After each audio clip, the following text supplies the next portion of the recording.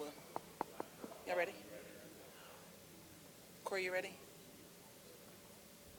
Yes, yes, yes, yes. Good afternoon, good afternoon. Hello, everyone. Welcome to the Mayor's Weekly News Conference. We thank you all for being here. Just a couple of announcements, and then, of course, we are talking about our Economic Development Week this week. I want to caution everyone, the mayor had oral surgery this week, so we are very limited on how many questions that were last week.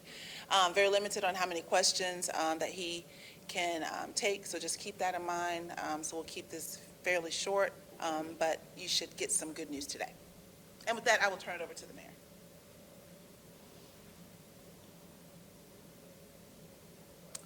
Good afternoon.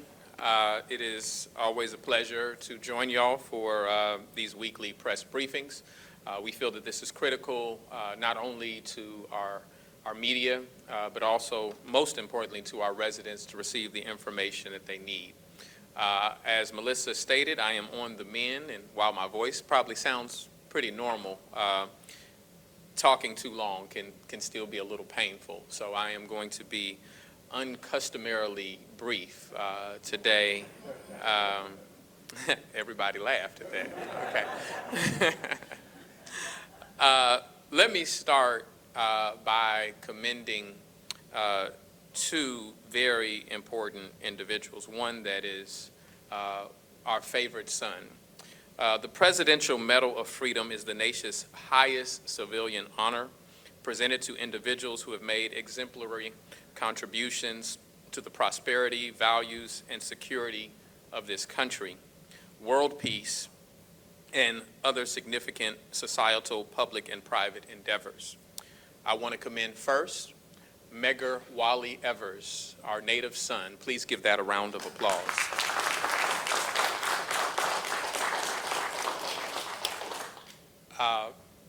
It is Medgar Evers that actually put this city on the map through his tireless efforts to fight for freedom. It is my belief that if we have any statue outside of City Hall, it should be that of Medgar Evers.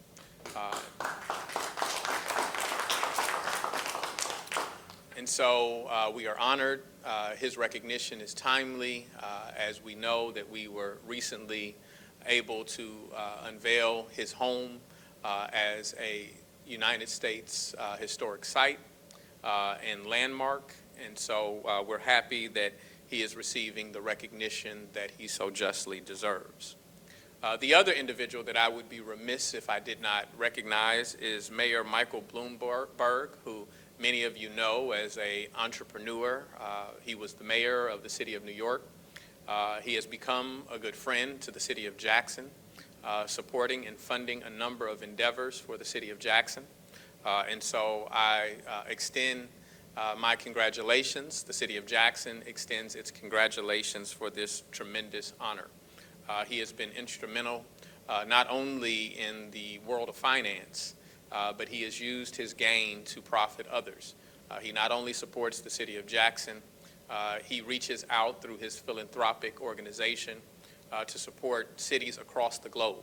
I have sat arm in arm with mayors from as far away as Australia or Brazil as he looks to provide resources that cities sorely need.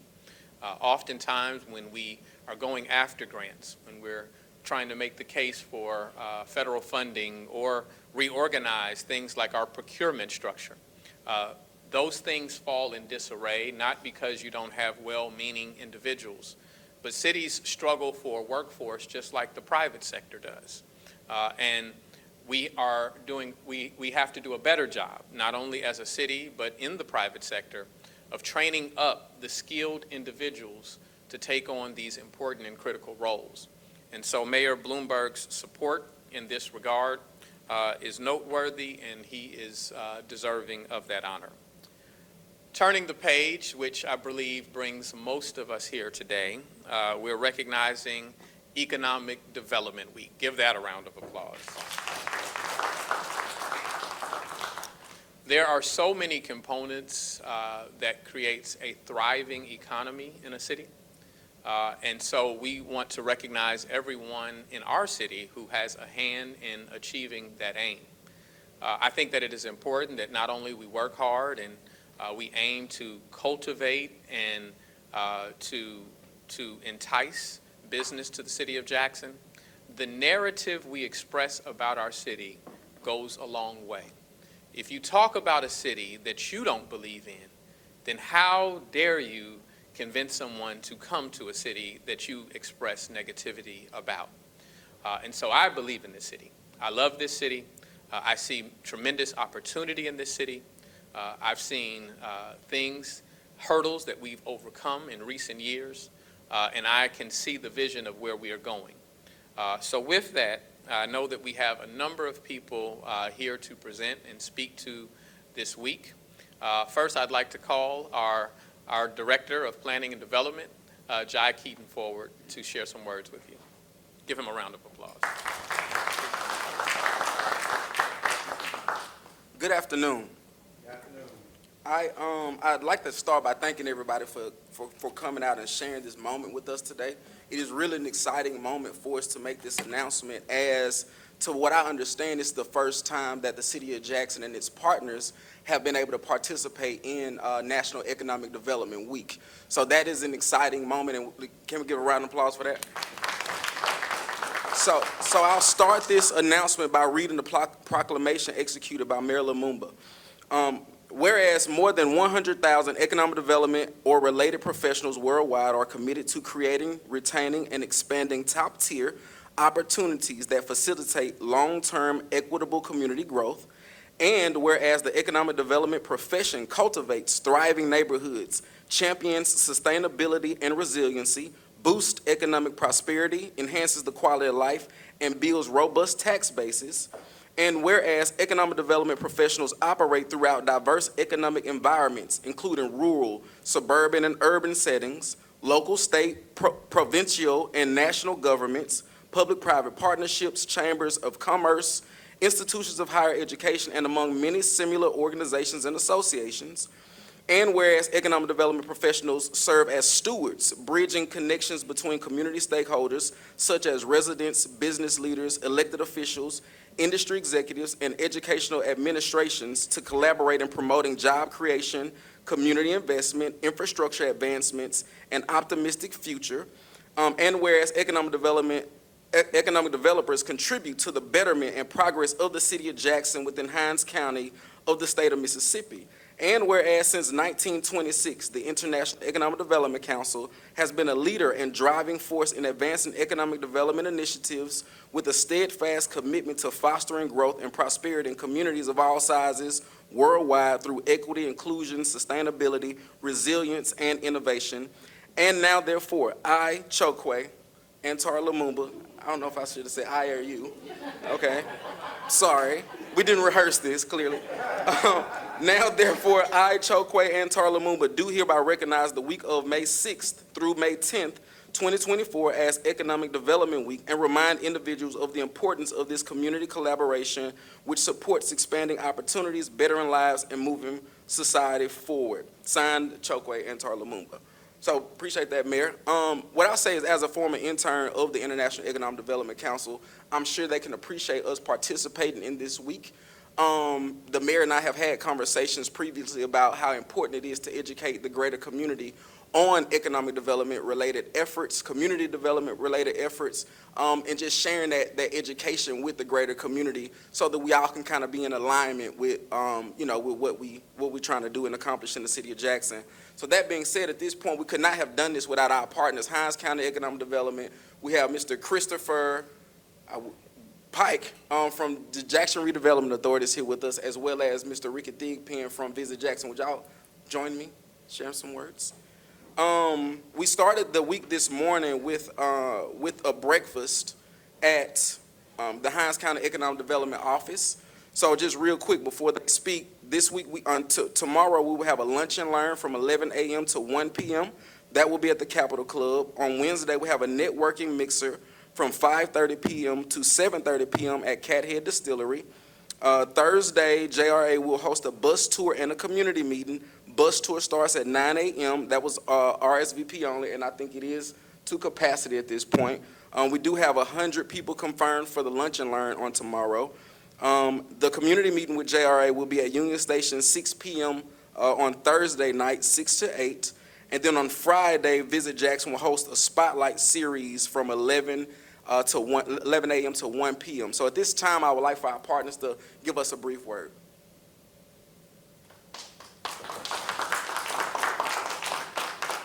Thank you, Jai. We are at Visit Jackson are excited to participate in National Economic Development Week. We at Visit Jackson, one of our philosophies is called collective ambition. And just proves the power of what happens when we all work together, sharing assets, sharing resources to build a stronger community. But we call ourselves at Visit Jackson, we are the little brother of economic development. And so but all of our economic development partners, I have an announcement to make. It all starts with a visit. Everything in economic development starts with a visit, because if you create a place that people want to visit, you may create a place where people want to live. If you create a place where people want to live, you'll create a place where people want to work. And if you create a place where people want to work, then you'll create a place where people want to invest. And that is economic development. Again, thank you. Congratulations to the City of Jackson. Thank you, Mayor, for your support.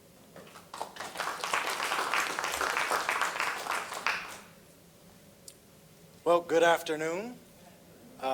For those of you all I haven't had the pleasure to meet, I'm Christopher Pike.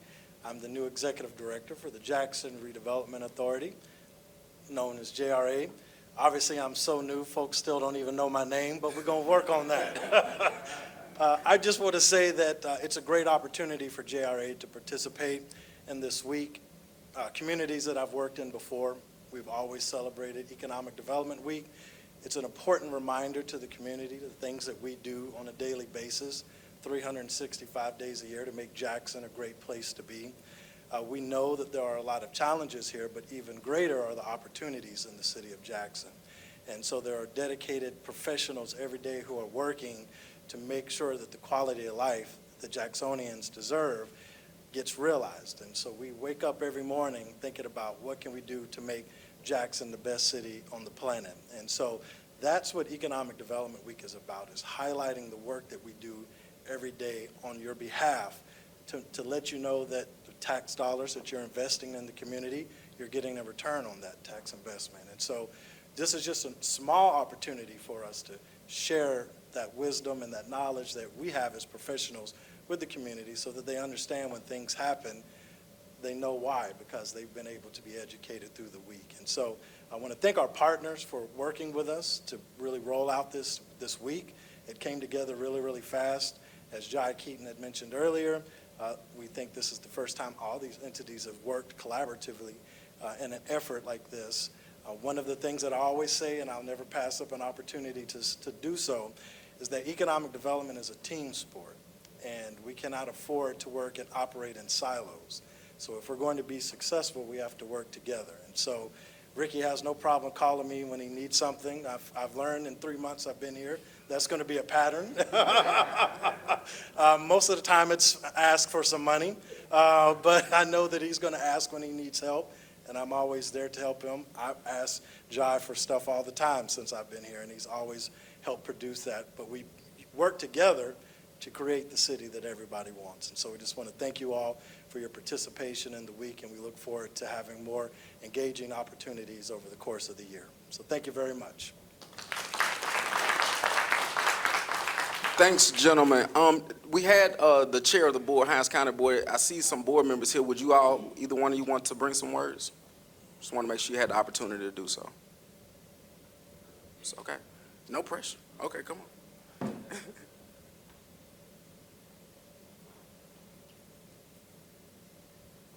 Well, I usually don't get called from the audience to talk, so I'm going to make it brief as well. My name is James Covington. I'm one of the board members for Hinds County Economic Development Authority, and we certainly are pleased to be a part of this Economic Development Week.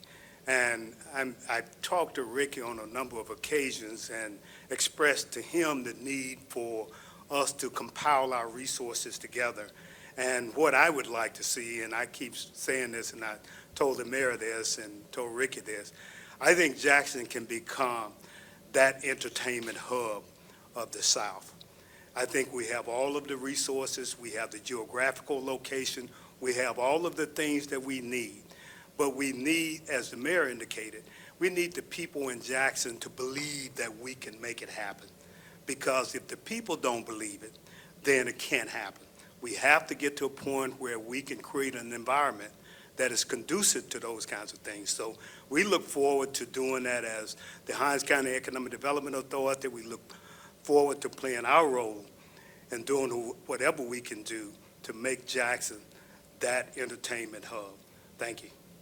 Thank you. Thanks again. Chris, your last name got lost in reading the proclamation. I'm so sorry.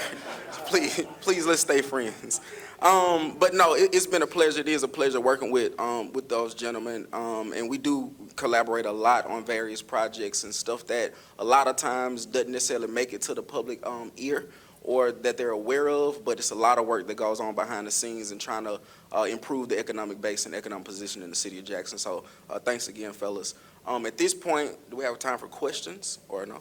Okay, fair enough. Thanks.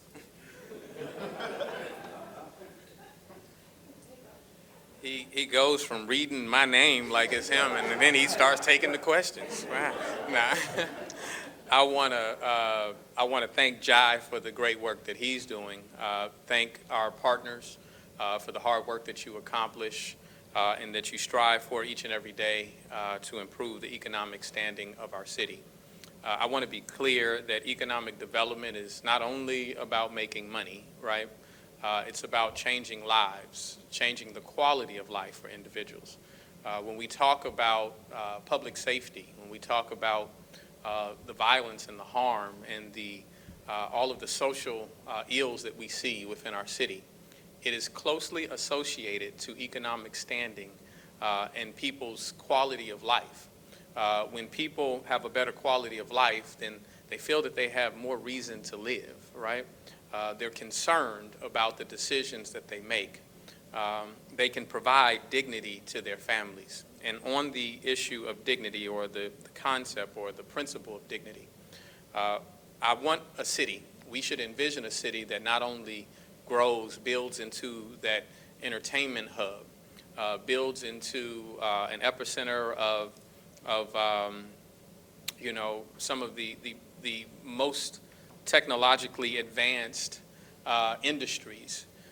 We should also envision a city that builds its economy based on dignity, looking at what is the quality of our education, what is the quality of our infrastructure, what is our people's access to things like health care and fresh fruits and vegetables. Those are better markers of success than GDP will ever be, or the stock market will ever be. And so that's what we're aiming to do. I thank you all for your hard work and look forward to a successful Economic Development Week. Give that another round of applause. I was out last week, but it is my understanding that we did field some questions related to the maintenance, mainly the lawn care of some of our cemeteries. I want to give you this update. The cemetery on Hill Street has been cut. The one that is near Jim Hill High School still has water on it. And once it is dry enough to cut, they will, in fact, do so. And the one behind Mary C. Jones has been cut, and Cedar Lawn has been cut as well.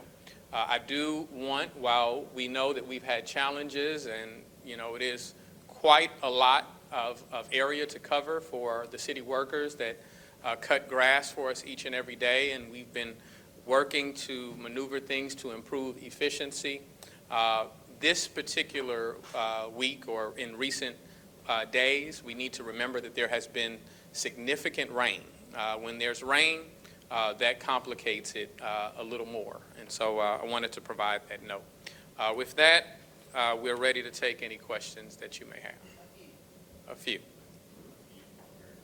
My name is Rashad Gray.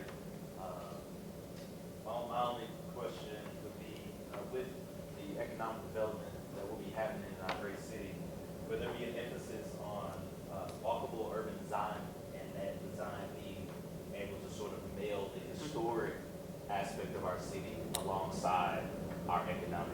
not only will there, I'm sorry. Yeah, alongside our economic agenda. Yeah, not only will there be a continued focus on that, we've already begun, right? And this is what I mean about the narrative. Sometimes we have to pause and take note of the things that we've done.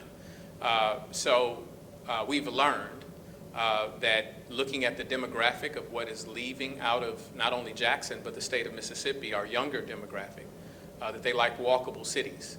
And so what we've strived to become is a multimodal mobility city.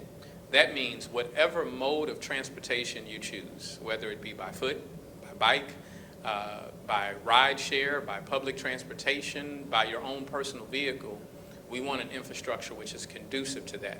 And when I say stop and take a moment for us to recognize that, if you look at many of the infrastructure projects we've taken on, what you've seen us do is not only pave streets, we've done road diets, meaning that we've expanded the area in sidewalks, we've created bike lanes, things that I've lived in Jackson since 1988, with the exception of college and law school.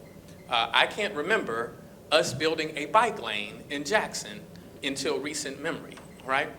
We've created an increased emphasis, and I know that there may be questions on this later on, an increased emphasis on our public safety. We've received the challenge of our residents, those that depend on our public transportation services the most, and we've made significant upgrades, not only new buses, not only new shelters for people to sit under. We've created a wayfinding system where we've revealed new signs. We've created an app where people can look at GPS and actually, instead of just looking at the time that's on the wayfinding system of when the bus should be there, they have an accurate depiction of when that bus might arrive. And so all of these are the building blocks. This is what I'm talking about people knowing what's going on in your city so that your narrative aligns with what's happening so that we can build these or entice and create and cultivate the new businesses we need. Yes, sir. Mr. Mayor, I noticed the new parking meters appear to be in operation right now. Has the system officially gone live, and are you anticipating some adjustment period, given that for years and years and years, people who park downtown and other areas in the city haven't had to pay because the parking meters weren't working, and how will they be enforced? Yeah, so we, and I'm going to let Jai speak to the portion of your question that talks about the live status of the new kiosk. But we do anticipate an adjustment period. There are a lot of things that we will struggle to eliminate as fees for our residents or make sure that we manage, and we will manage the parking meter costs. But this is simply something that the city can't afford to do, to allow parking to be free in downtown Jackson. Our businesses, speaking of Economic Development Week, when people are able to park and they have no fear of the timeline in which they need to return to their car, either feed that meter or move, then they create a circumstance where there isn't sufficient turnover in the spaces near the businesses we want people to patron. And so we do anticipate an adjustment period, but we do want people to be aware that we will enforce it through ticketing. We're working along with SP. They will not only help us, obviously with the launch of the meters, but they're also going to assist on the enforcement component of that as well. So I'll let Jai. That will be JPD's job? I didn't say that JPD won't be there. I'm asking. Yeah, JPD will still be involved. They still have the ability to enforce parking violations, and the municipal court still has that capacity as well. We're just layering on top of that the support of SP to help us. And last time I was up here, I took a lot of time messing with Scott Simmons. I'll mess with you today, Ross. If you want to be our test case scenario, we can. Let us know where we'll find where you're parked. I used it last week. I used it. Okay, well, I'm glad. How much will the fee be for violators? I'll step aside. I don't know that offhand. So they went live May 1st. There is a grace period. We are understanding it's going to take some time for people to get adjusted to that. But what we're saying to the public is, if you see a parking meter, treat it as if you will be ticketed. I cannot remember that fee schedule. You remember that fee schedule? I do not remember the fee schedule right now. I apologize on what the fees is for violations. But it will be managed by CLJ Infrastructure, so the City of Jackson's infrastructure team. And yes, JPD will have a role in that, but S&P also will have a small amount of staff that will be enforcing it as well. Yes, sir. I was looking at an appropriation bill. I think it passed, so forgive my ignorance if I'm wrong on this. I think $1 million, maybe $2 million was allocated for Union Station for renovations and improvements there. Can I find out what is maybe going on there, what the plans are for Union Station? Well, yeah, you want to come up? I'll just say the condition of the building is in need of several repairs. In addition to a shared vision that we want to execute for Union Station that not only considers existing businesses that are there, but creating and incubating new businesses there as well. But you want to speak to it? Absolutely. Well, thank you very much for the question. We are at JRA really excited about the continued investment. As you all know, Congressman Thompson allocated $2.1 million, which we're currently in the process of working with partners to pull that funding down to start some major improvements as it relates to the roof and some leaks. The $2 million will be another investment that we will use to really make it a more robust facility for people to use. One of the things that the board, the JRA board, has been really committed to is making sure that Union Station is an asset, not only for the community, but also for the city and JRA as well. So one of the things that we haven't publicly announced yet, but has been approved by the board, is that JRA actually will be relocating their corporate offices to Union Station. So JRA itself is making an investment into Union Station based off of these other investments that are coming. We're having some high-level conversations right now with other partners who potentially would relocate to Union Station as well. So we look to make Union Station a hub of activity here in the next 12 to 18 months that will really be a centerpiece of investment in that part of the city.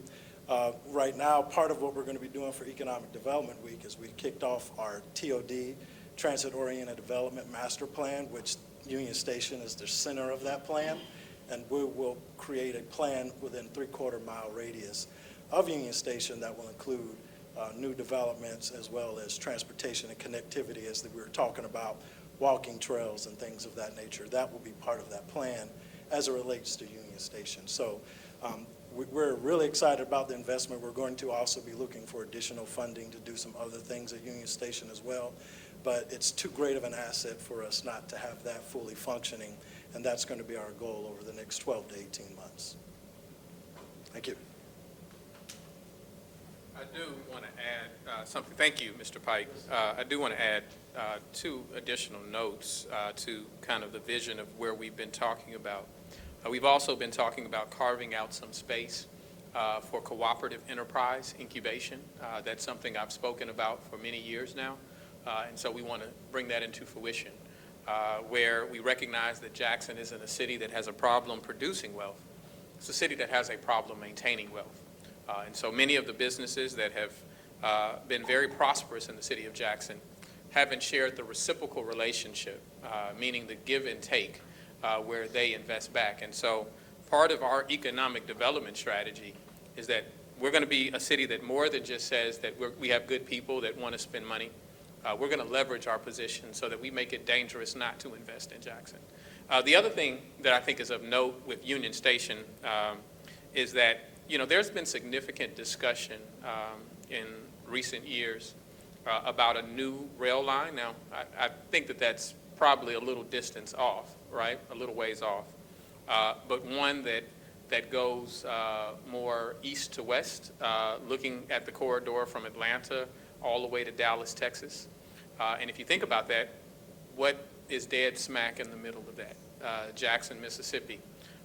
And so speaking to Ricky Thigpen's earlier point, we talk about the the centrality, the convenience of Jackson, the fact that we're the crossroads of the South. You now have the intersection, or you would have the intersection of a rail that goes from New Orleans all the way to Chicago, and then that would be, connected by another rail that goes from Atlanta to, Dallas, Texas. And so we need to prepare for the future today, right? And that's what we're trying to do. Mayor, one question. Your reaction to the George Robinson's family rejecting the city's offer? No reaction. No reaction. I'll just because it's an ongoing legal matter, I won't say anything further. But I appreciate the question. Mr. Mayor, I know technically J-Tran is a separate entity from the city right now, but we heard from Scott Crawford earlier today about apparently back in late April, there was a sick out, drivers didn't show up, a lot of people were stranded. Can you talk to what might happen there? Yeah, the only thing that I can say to that is, one, we're still collecting information on that. We didn't receive any complaints from the workforce. We didn't receive any information of concern. And so if there is a true concern that was present, then the first thing is to communicate that you have a problem. I've been in demonstrations my entire life. That is how I cut my teeth. That is how I was raised. That is how my parents raised me. I have never been a part of a demonstration where the person who I was demonstrating against didn't even know what we were demonstrating about, right? And so there needs to be some communication there. I wouldn't, summarily dismiss the concerns because I don't know the concerns. And so there may be some legitimate issues there, but none of those issues have been communicated. There's been no letter, there's been no correspondence, there's been no effort to reach out to the city. And so we want to better understand what the issues are. So does the city still have oversight of J-Tran? The city, it is still a function that belongs, or an entity that ultimately belongs to the city, but the management of that is outsourced. And so we don't deal with the management. We don't hire the drivers particularly they're not city employees. They're employees of that management group. But it is still a service that the city relies on. It is something that the city, is the ultimate, investor in. We've had management companies come and go. And so I would encourage that if there is an ongoing concern that needs to be investigated, that it be communicated to the city. Yes, sir. Yes, sir. Victor Valera, PPM Construction. First, I just want to say thank you for appreciating this forum. As a real estate developer, I've noticed huge improvements in permitting and the permitting department. That online portal is great. One challenge I'm having lately is the water department, getting water meters. I promise I didn't plant this, y'all. Like I did not. Y'all gonna say that I planted this question. So just, if you or any of the board members have any advice on how to navigate, how to get traction in that? The only thing, unfortunately, this is a scenario where it feels really uncomfortable to be the mayor and not be able to offer the advice or be able to provide the solution to people that they need. I would encourage not only that you communicate with us so that we can memorialize the challenges that you're having, but that you communicate, you reach out to Jackson Water, which I understand that there's some difficulties there for a lot of people. But also I would encourage you to write the district court, so that you write the district court so that they are aware of the challenges that you're having. At this point in time, as there's a big kind of pull and tug between, how do we create the most efficient operations, we need to make sure that we document the challenges that people are experiencing. I would point you to Louis Wright in this moment for your specific question, and he will seek to communicate with the third-party administrator about your challenge. But I still want to encourage you to, email the city, email the court, email Jackson Water, And it's always good when you have a challenge that you just not only pick up the phone and speak to people in an oral discussion, because once you have that conversation, it's gone. It's in the wind. If you write it down, then there is documented evidence of that challenge that can be presented at a later time. Okay. I appreciate that. Thank you. Thank y'all.